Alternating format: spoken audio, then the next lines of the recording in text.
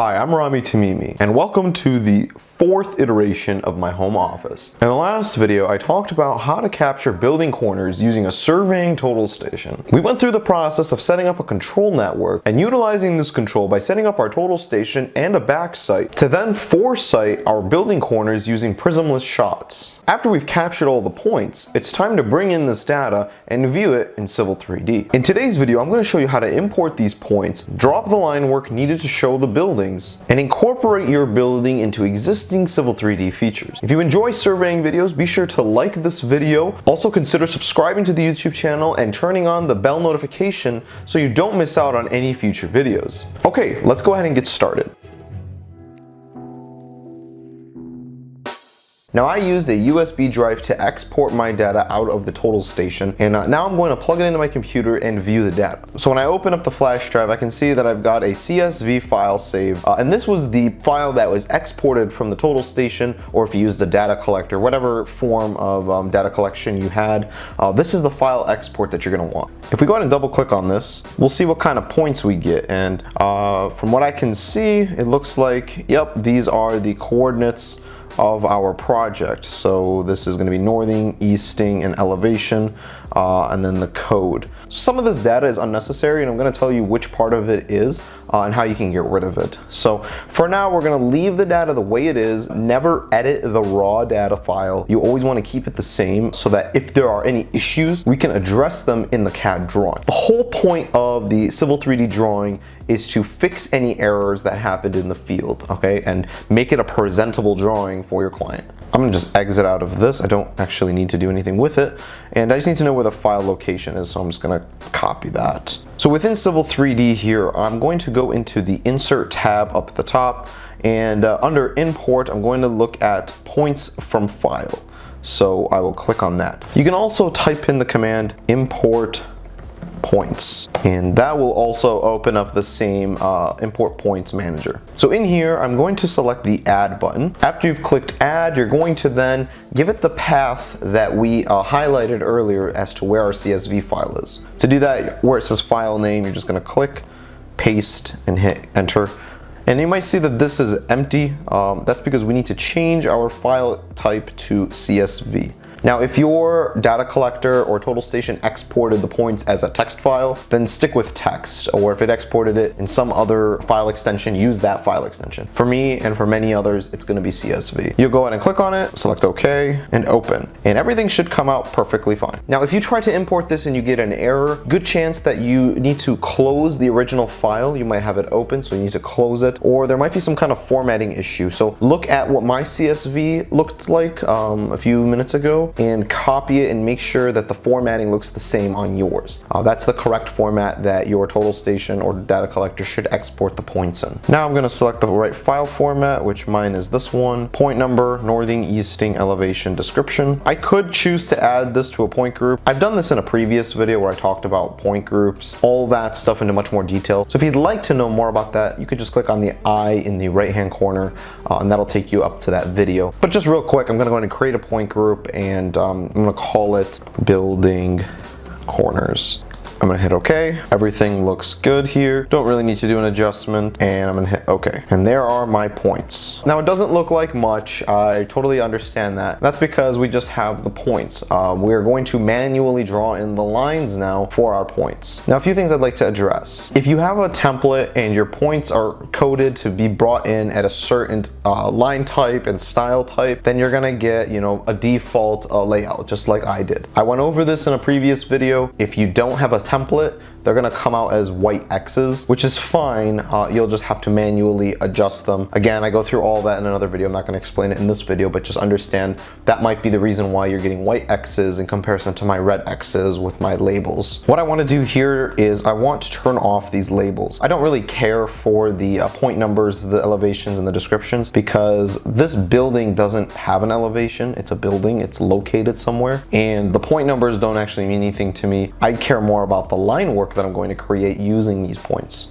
So I'm going to go ahead and select everything, and I'm going to come down all the way to where it says label visibility, and I'm going to turn it to false. So now it turns off all the labels. Next, I want to create a layer and call it building. So I'm going to come up to my layer properties. I'm going to then create a new layer, and I'm going to call it building.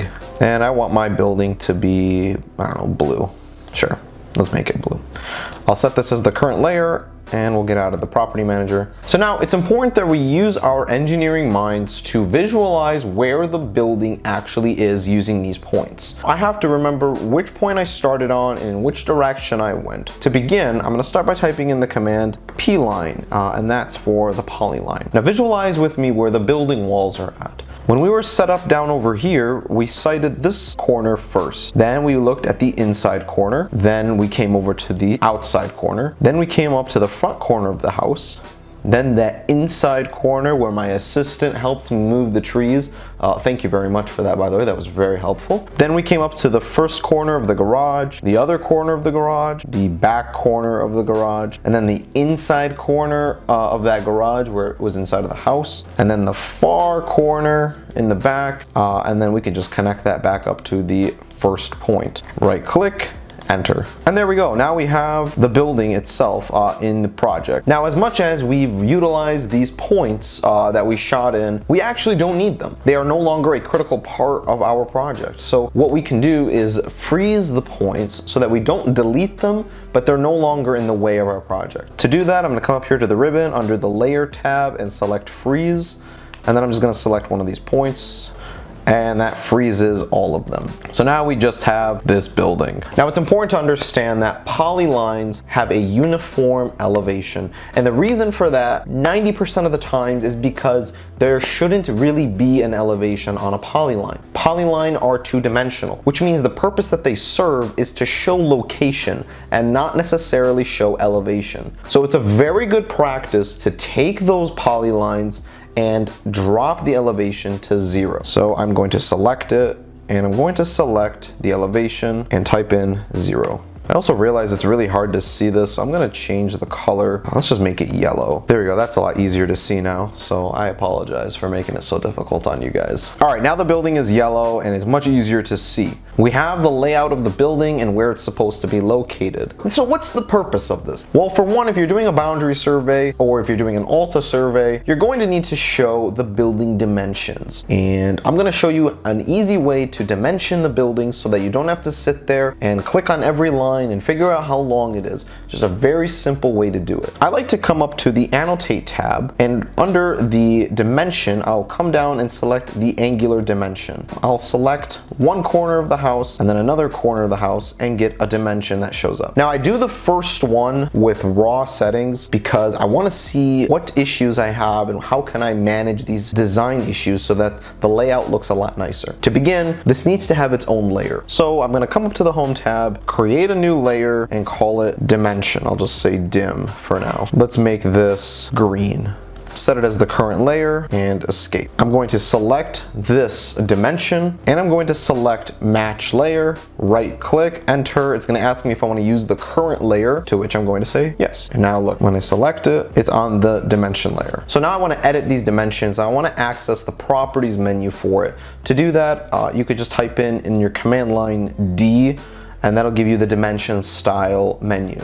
It's going to look something like this, and I'm just going to go ahead and select modify. The first tab that we're met with is the line tab, and that's going to control the arrows that point to your dimension line. So when I'm trying to dimension a building, I tend to turn these off. I'm just going to suspend both of these. There are some lines that run along the dimension number, so I'll also suspend those. Those are called the extension lines. So I'm just left with the number, and that's really all I need.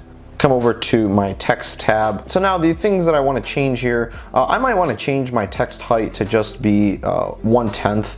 I think that's more of an appropriate number. Usually 1/10 is a pretty standard text height in most legal documents. And I am going to change the alignment of the text to actually be parallel to the line of the building wall. So I'll just click that, and you can see the preview. Everything kind of became parallel to it.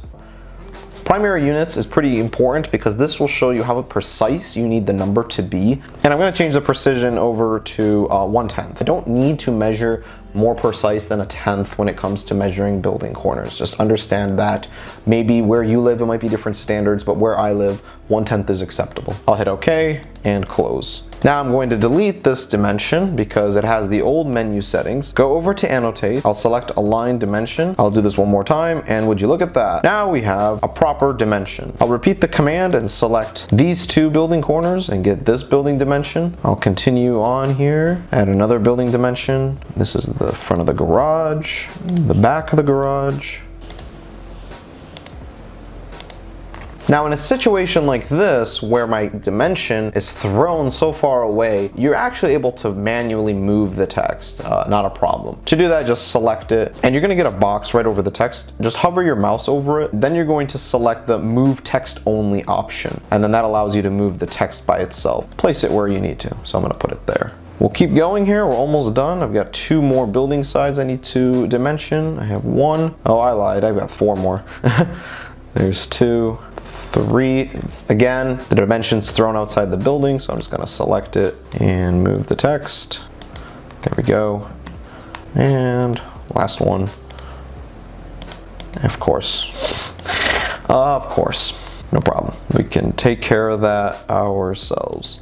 And great, look at that. That looks really nice. I really like that. Looks pretty good. Okay, one last thing I want to show you with buildings, and that has to do with topographic surveys. When it comes to contouring in topos, anytime there is a structure like a building or a house, contours cannot go through the building. It's extremely important to stop the contour at the start of the building, then continue it on the other side of the building. The reason for this is there's no actual ground there. It's a building, okay? It's you go inside the building at that point. So we don't show contours. So I'm gonna go ahead and import a surface of the ground around the house. And I'm gonna show you how we can exclude the building from that surface so that the contours don't go through the building. Okay, so I just imported a surface into my Civil 3D drawing. And as you can see here, the blue lines are major contour lines and the green lines are minor contour lines. And it goes right through the building. And as you all know, this is a big no-no. Now I understand these contours don't necessarily look clean. I talked about cleaning contours in another video. I made a lot of videos about this, so just go watch the whole Civil 3D series.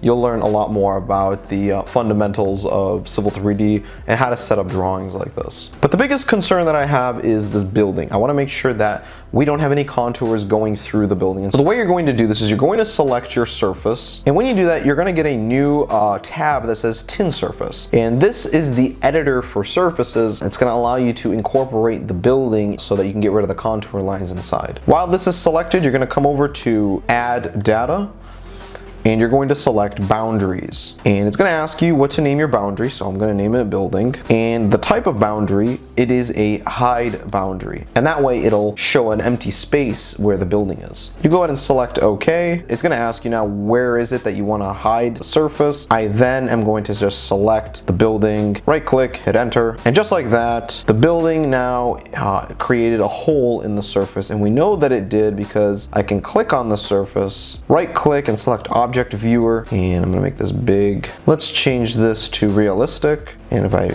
turn this, you can see, yep, there's a big hole in the surface. The rest of the surface has, other points that I collected. So we know that the building is excluded from the surface. And you can do all of this now because you used your Survey Total Station to collect prismless shots on your building. It's very useful, lots of great information, lots of great applications, and there's many others that you can do. These are just some of the basic ones that I wanted to share with you. And that's it. I really hope you guys learned something today. If you did, be sure to like the video. I would really appreciate it. We just started a new VIP Facebook group. Go ahead and add yourself to the group, be a part of our community, share with us pictures of you surveying, ask questions, just get involved, see what other surveyors are up to around the world. We'd love to grow our community and have you be a part of it. Be sure to subscribe to the YouTube channel if you'd like to see more, and if you want to know more about me, all my social media links are down below. Thanks guys for watching, and I'll see you in the next video.